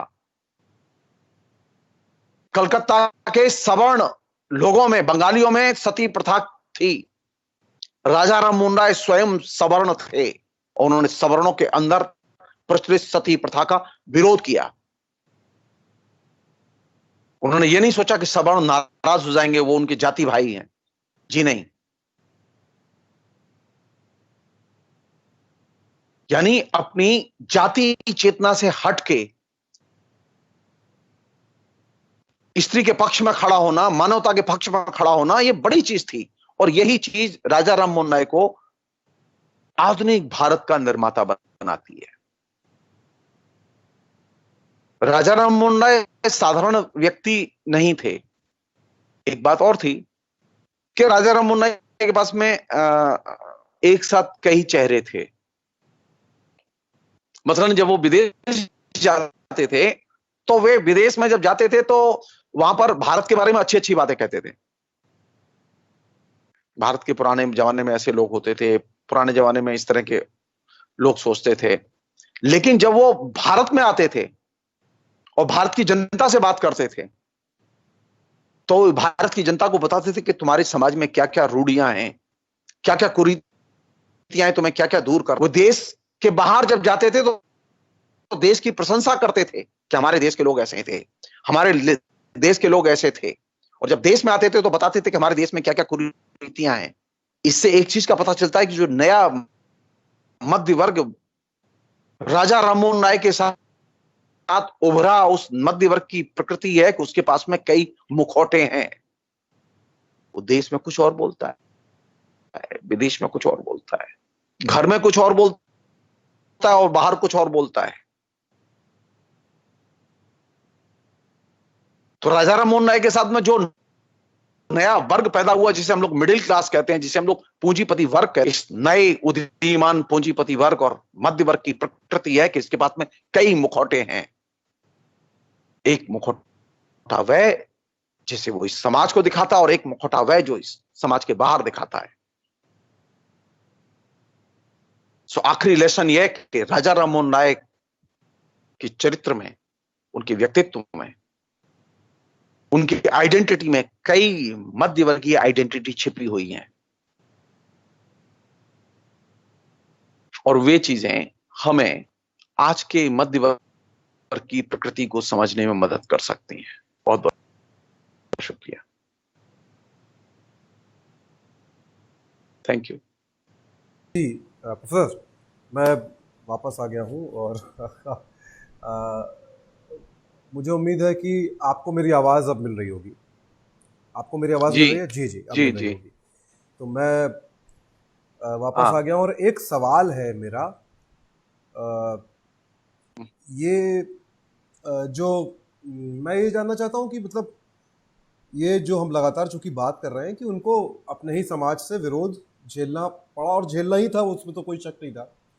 जीवन के अंतिम समय में राजा राम मोहन राय ब्रिटेन चले गए थे, यूके चले गए थे और अंतिम समय उन्होंने अपना जो है वो वहीं पर बिताया। मतलब उनका मौसोलियम जो है वो भी लंदन में ही है, लंदन के बाहरी इलाके में। तो क्या यही वजह थी जो उनका विरोध था कोलकाता में, किसी तरह का उनको हैरेसमेंट झेलना पड़ रहा था जिस वजह से वो चले गए और लौटे नहीं? इस तरह की भी बातें लिखी जाती रही कि उन्होंने क्रिश्चियनिटी एक्सेप्ट कर ली थी आखिरी दिनों में। देखिए, एक चीज तो है बहुत साफ कि जो राजा राम मोहन राय जो यहाँ से गए तो वो कुछ काम तो उन्होंने किया, बहुत महत्वपूर्ण काम किया, इसमें कोई दो राय नहीं है। लेकिन एक मैसेज उन्होंने साफ दिया जो कि अब बहुत विराट रूप में वो मैसेज फैला हुआ है जी। जो मैंने आखिर में ये बात कही ना कि वो जो मिडिल क्लास है उसके पास में कई आइडेंटिटी हैं, कई चेहरे हैं। जी। सो उसमें एक इनबिल्ट जो कि हाशिए पर चीज थी उस समय, कि रिफॉर्मिस्ट अपने देश की जनता का जीवन सुधारने के लिए लड़ते लड़ते लड़ते लड़ते अंत में थक के अपने देश को ही छोड़ के चला जाता है। जी। इसमें मैसेज क्या था? इसमें असल मैसेज यह था कि ये जो नया जो मध्य वर्ग पैदा हो रहा है, आधुनिक मध्य वर्ग, आधुनिक काल में जो मध्य वर्ग आ रहा था, और बंगाल में खास तौर पर बंगाल के मध्य वर्ग की ब्यूटी ये थी कि उसमें अधिकतर वे लोग थे जो अंग्रेजियत पसंद थे और अंग्रेजों के शासन को पसंद करते थे और विदेशों को पसंद करते थे, देश को नहीं पसंद करते थे। और जिसे हम लोग सांस्कृतिक साम्राज्यवाद कहते हैं जी, जिसमें के अपनी ही संस्कृति, अपना ही देश अच्छा नहीं लगता, इसके बीज भी राजा राम मोहन राय के व्यक्तित्व में है। जी। हिंदू रिफॉर्म की कोशिश करते करते एक अच्छे रास्ते पर चलते चलते अंत में वे खुद ईसाई बन जाते हैं। जी, मैं वही बात। और ये चीज जी, ये जो शिफ्ट है, ये जो रूपांतरण है, जिसे जॉर्ज लुकास कहते हैं ना कि आप खाली आइडियोलॉजिकल डेवलपमेंट न देखें जी, बल्कि रूपांतरण देखें कि आखिर चीजें रूपांतरित होकर जा किधर रही हैं। जी। तो राजा राममोहन राय के लिए मुश्किल ये थी कि राजा राममोहन राय चाहते तो थे भारत को, जी, भारत में बहुत सारे परिवर्तन भी किए उन्होंने, जी, लेकिन कहीं ना कहीं ये चीज अंदर थी, क्योंकि जिस तरह से उन्होंने ईसाइयत के खिलाफ में लिखी हुई अपनी जो पुस्तिका थी, श्री रामपुर की मिशनरीज के लोगों ने जब उनके ऊपर अटैक किया और बहुत तीखी आलोचना की, तो उन्होंने वो पुस्तिका विड्रॉ कर ली। जी। उन्होंने बाकायदा कहा कि मैं इसको वापस ले रहा हूं और मैं इससे सहमत नहीं हूं जो मैंने लिख दी। और ये अपने आप में एक ऐसी चीज थी जिसमें कि ये खतरा निहित कि राजा राममोहन राय कभी भी स्लिप कर सकते हैं, पूरे के पूरे हिंदू धर्म से स्लिप कर सकते हैं। जी। और ये जो स्लिप है, ये अकेले राजा राममोहन राय का नहीं है, बल्कि ये उस समय के मध्य वर्ग का है जो कि अंग्रेजों के साथ रहने और जीने का सपना देखता था। जी। उन्हें अंग्रेजी सभ्यता पसंद थी। ये बात दूसरी कि हिंदुस्तान की गरीबी, हिंदुस्तान की जो तमाम किस्म की असमानता है, तमाम किस्म के जो सामाजिक सांस्कृतिक भेद हैं, वो उन्हें मजबूर करते थे सच बोलने के लिए, सच को देखने के लिए। इसको ऐसे भी देख सकते हैं कि दरअसल उनका जो एक स्पेसिफिक इनहेरेंट एलिटिज्म है उन सब का, कहीं ना कहीं वो उनको ये भी अपने आसपास फैली हुई जो ये जो कुरीतियां हैं, ये एक ज़्यादा चीज़ ये है कि मैं जहाँ मेरा जो हैबिटेट है, मेरा हैबिटेट क्लीन एंड क्लियर होना चाहिए। क्या ये भावना तो नहीं थी कहीं से कि मतलब हम कैसे रह सकते हैं ऐसे समाज में? क्या क्या ये भी था? नहीं, वो फैक्टर नहीं है। फैक्टर उससे भी ज्यादा गहरा है कि वो, अगर मुझसे पूछें आपके जैसे आप जिसे कहें कि समझौताहीन संघर्ष उन्होंने सनातन धर्म के खिलाफ किया, जी, वही समझौताहीन संघर्ष वो ईसाइयत के खिलाफ क्यों नहीं कर सके? सत्ता के खिलाफ नहीं कर पाए। इसको अगर हम देखें अभी के कॉन्टेक्स्ट में भी अगर हम देखें, सत्ता का वो इशू नहीं है क्योंकि वो ब्रिटिश समर्थक थे। ये तो एक वो इशू ही नहीं है वहां। वो उनके दौर में वो इशू ही नहीं है। वो तो घोषित थे, वो ब्रिटिश शासन के साथ हैं, वो उसे पसंद करते हैं। वो चाहते थे कि ब्रिटिश शासक हमेशा रहें। जी, वो ये नहीं चाहते थे कि जल्दी चले जाएं यहां से। हम आनंद मठ में भी अगर पढ़े तो वो लगातार वो पूरा उपन्यास ही उसी पृष्ठभूमि पे लिखा गया है। हाँ, नहीं, वो उस दौर के सभी बंगाली, और इवन यहां तक कि 1857 का जो पहला स्वाधीनता संग्राम हुआ, उस स्वाधीनता संग्राम की हिंदुस्तान के सभी क्षेत्रों में तीखी आलोचना हुई, अंग्रेजों की सबने निंदा की और भारत की जनता के साथ खड़े हुए अधिकतर लोग। लेकिन बंगाल के अधिकतर बुद्धिजीवी, उन्होंने अंग्रेजों का साथ दिया। जी, ये कोई मतलब ये आइसोलेशन में घटना नहीं घट रही थी ये राजा राममोहन राय का जाना। जी, और ये वो उस मिडिल क्लास का, ये जो मिडिल क्लास के, यानी वह रहता तो भारत में है लेकिन उसका दिमाग रहता है विलायत में। जी, जी, और यही वजह है कि आपने देखेंगे ना, ये जो ब्रेन ड्रेन जिसे हम लोग कहते हैं, जी तो सबसे ज्यादा ब्रेन ड्रेन किसका हुआ? सबसे पहले आप देखिए, सबसे पहले ब्रेन ड्रेन हुआ बंगाली जाति का। जी, बंगाल से। जी उसका डिटेल्स उठाएं तो सबसे ज्यादा देशभक्त वो, सबसे ज्यादा ब्रेन ड्रेन उसी में, और सबसे ज्यादा तकलीफ भी उन्होंने पाई। आज भी सबसे ज्यादा तकलीफ में वो है। जी मतलब ये सवाल तो उठ सकता है ना जी बिल्कुल। कि ऐसी खास बात है कि आप वो साल में 4 बार तो हिंदुस्तान आए, लेकिन हिंदुस्तान में 4 महीने लग के न रहे? क्यों? ऐसी जी क्या खासियत है कि बंगाल का जो इंटेलेक्चुअल है, या हिंदुस्तान का जो इंटेलेक्चुअल है, अब जी उसको हमेशा जब पढ़ेगा तब वो, अरे अगर पढ़ना है तो हाई स्कूल में दाखिला ले ना जाके, उधर ब्रिटेन में जाके, क्या दिक्कत है? जी हाई स्कूल यहीं करेंगे, बीए यहीं करेंगे, इंटर यहीं करेंगे, एमए यहीं करेंगे, चले जाएंगे कहां? अमेरिका में, ब्रिटेन में, जर्मनी में? नहीं। ये जो मानसिकता है ना, पढ़ूंगा तो मैं यहां, और फिर मैं रहूंगा कहां, जीऊंगा कहां? यानी दिमाग कहां खिंच रहा है? ऊपर की तरफ। उसका एक हिस्सा मुझे लगता है प्रोफेसर ये है कि ये बहुत दिलचस्प भी है कि जो अवसरों की समानता और जो बराबरी और इक्वलिटी हम अपने यहाँ ना तो हाँ। चाहते हैं, ना उसके लिए हम लड़ना चाहते हैं। अपने यहाँ एक वैसी ही सत्ता को हम जो है वो समर्थन देते हैं जो गैर बराबरी के साथ खड़ी हुई है। लेकिन चूंकि विदेश में हमको वो बराबरी मिलती है समाज में, या हमको वो अवसरों की समानता मिलती है, या कम से कम वहाँ रेसिज्म के खिलाफ या गैर बराबरी के खिलाफ, नस्लभेद के खिलाफ हम आवाज़ उठा सकते हैं, लड़ सकते हैं, तो इसलिए हम रहना वहाँ जाके चाहते हैं। अपने देश में हम शायद चाहते हैं कि वही सिस्टम चलता रहे, यहाँ पे हम ऊंचे बने रहे। ये भी एक मानसिकता है कहीं ना कहीं।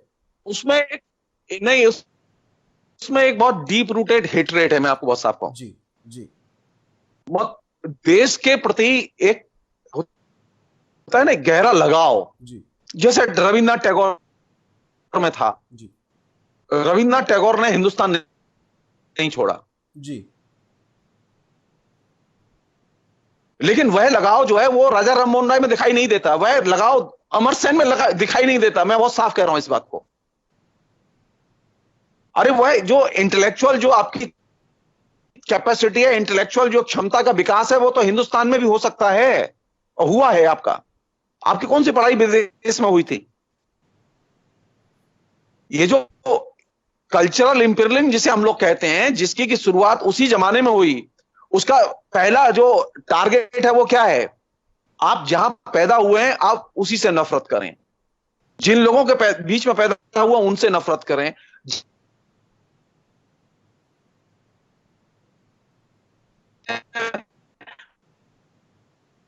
तो ये सारी हेटरेट आपको कहां से मिल रही है? वो कल्चरल इंपीरियलिज्म के फ्रेमवर्क से, जिसको कि आप चुनौती नहीं देते। इसको अपने तरीके से उस जमाने में जी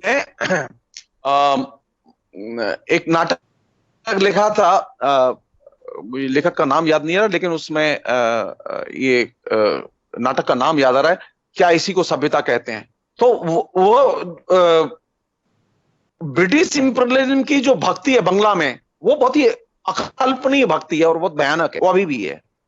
जी हर छोटा सा मध्य वर्ग का नौजवान जो है, वो आज भी उसका एक ही सपना है, वो विदेश जाए। उसका ये सपना नहीं है कि वहां विदेश में वो सारे पापड़ बेल लेगा, वो कप प्लेट धोएगा, वो मजदूरी करेगा, वो दुकान पे काम करेगा, वो सारे काम करेगा, लेकिन वो काम वो हिंदुस्तान में नहीं कर सकता। ये जो राजा राममोहन राय के पास में ये जो कई चेहरे हैं, ये कई चेहरे की अपनी एक ट्रेजेडी भी है। ये कायदे से होना ही चाहिए कि आपके पास में एक ही चेहरा होना चाहिए। आप आइडियोलॉजिकली एक ही दृष्टिकोण हो सकता है आपके पास में, दो दृष्टिकोण नहीं हो सकता। मैं दुनिया को जिस तरह से देख रहा हूं, मैं किताब को जिस तरह से देख रहा हूं, मैं अपने को भी उसी तरह से देखूं। यह तो नहीं संभव है कि मैं अपने को दूसरे ढंग से देखूंगा, समाज को दूसरे ढंग से देखूंगा। जी तो इसका मतलब है कि एक आदमी के पास में क्या दो नजरिए होते हैं? क्या नजरिया एक ही होता है? तो वो जो रिफॉर्म का जो नजरिया है, उस रिफॉर्म के नजरिए में कहीं ना कहीं ये फांक है कि जब आप देश में बात करते हैं तो दूसरे ढंग से बात करते हैं, और विदेश में बात करते हैं दूसरे ढंग से बात करते हैं। विदेश में जाते ही राजा राम मोहन राय की जितनी भी वक्तृताएं, उन सब में भारतीयों की प्रशंसा ही प्रशंसा, कोई आलोचना नहीं जी।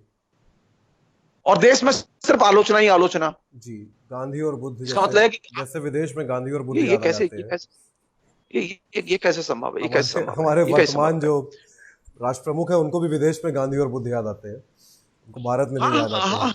हाँ, वो भारत में तो यहाँ पे चाकू छुरियां तेज करा लो वाला मामला है। तो वहां गांधी बुद्ध। जी। तो प्रोफेसर बहुत बहुत बहुत बहुत बहुत बहुत शुक्रिया। आज के ये जो हमने इसको नाम, दरअसल हमारी जो पर्सनल कोड वर्ड है उसमें हमने इसको नाम दिया प्रबोधन का। तो और ऑन स्क्रीन इसका नाम जो है वो रेनेसा है। रेनेसा के बहुत सारे उच्चारण हैं, हमने इसका नाम ये इसलिए रखा क्योंकि हिंदी में इसको अब आदिकाल से यही पुकारा जा रहा है, तो अब इसको रेनेसा ही कह रहे हैं जी। हाँ, अंग्रेजी में इसके उच्चारण रेनेसांस और तमाम तरह के अलग अलग है। तो बहुत शुक्रिया प्रोफेसर। हम लोग गुरुवार को फिर से मिलेंगे। तब तक ये वाला एपिसोड जो है खूब शेयर कीजिए, क्योंकि बहुत ज्यादा जरूरत है लोगों तक पहुंचने की इस बात को। और हो सकता है कि शुरुआत में या बीच में कई कुछ लोगों को लगा होगा कि बात नहीं, इसमें और भी मजा आएगा अभी। जी जी, अभी और भी मजा है। कारण क्या है कि मैं कल तक तो इस स्थिति में था कि मुझे लग रहा था शायद अभी शुरू नहीं करेंगे आप लोग। जी जी। अब वो जब तो मैं तो कह चुका था कि मैं अपने फेसबुक लाइव में क्या बोलूंगा। अब वो देखा तो मैंने कहा कि अरे ये तो तैयार हैं, तो बिल्कुल बिल्कुल, हमें कोई दिक्कत नहीं। तो अभी बहुत सारी चीजें आएंगी और बहुत ही मजेदार चीजें आएंगी जी, और आइडियोलॉजिकली बहुत गंभीर चीजें आएंगी जो कि शिक्षाप्रद होंगी हम लोगों के लिए, सबके लिए। जी नहीं, मेरे पास किसी का बीच पे ऐसे मैसेज आया था अभी व्हाट्सएप पे जब आप बोल रहे थे, तो मैंने उनसे बस यही कहा कि आप देखते जाइए। तो शुरू में जिन लोगों को लगा कि तो आखिरी तक आते आते, और खासतौर पर हमने बाद में ये चर्चा भी की, तो कम से कम अगर किसी को भी ये भ्रम हो कि हम कोई भी बात किसी एक तरफ खड़े होकर कर रहे हैं, तो ये भ्रम निकल जाना चाहिए। जी, एक चीज बहुत जरूरी है जी, हम रिवाइवलिज्म को छोड़ने वाले नहीं है। ये बिल्कुल नवजागरण जो रिवाइवलिज्म है, बिल्कुल नो, ये रिवाइवलिज्म है जो कि अभी फ्लरिश कर रहा है कम्युनिज्म के तौर पर। जी बिल्कुल बिल्कुल। और आखिरी के बारे हम जी करेंगे, आराम से चर्चा करेंगे। बहुत सारी चीजें हैं, ऐसा नहीं है, कोई जल्दबाजी नहीं है। बिल्कुल, क्योंकि एक घंटे में आप सारी वैसे भी हमारी आखिरी की 20 मिनट की जो बातचीत है वो दरअसल अपने जो हमने बात कही उसके साथ उसी आदमी का एक जो है क्रिटिक भी करते हुए और काउंटर नैरेटिव खड़ा करते हुए, तो आपने आखिरी में वो सारी बातें कही दी कि वो निदा फाजली का जो शेर है ना कि हर एक आदमी में होते हैं 10-20 आदमी, जिसको भी देखना कई बार देखना। तो वो भूमिका को राजा राम मोहन राय की नकारा नहीं जा सकता, लेकिन जो कमियां थी उनको छुपाया भी आइडिया है वो। जी, यस, वो आइडिया हम सबका भाई। जी, तो चांद अपने दाग नहीं छुपा सकता है, चाहे कुछ भी हो जाए। तो सवाल है। तो हम लोग फिर मिलते हैं थर्सडे, हम लोग मिलेंगे दोबारा से। और तब तक के लिए जो है आप लोगों से विदा लेते हैं। इस वीडियो को खूब शेयर कीजिए, ज्यादा से ज्यादा लोगों तक पहुंचाइए और इंतजार कीजिए अगले एपिसोड का। Thank you.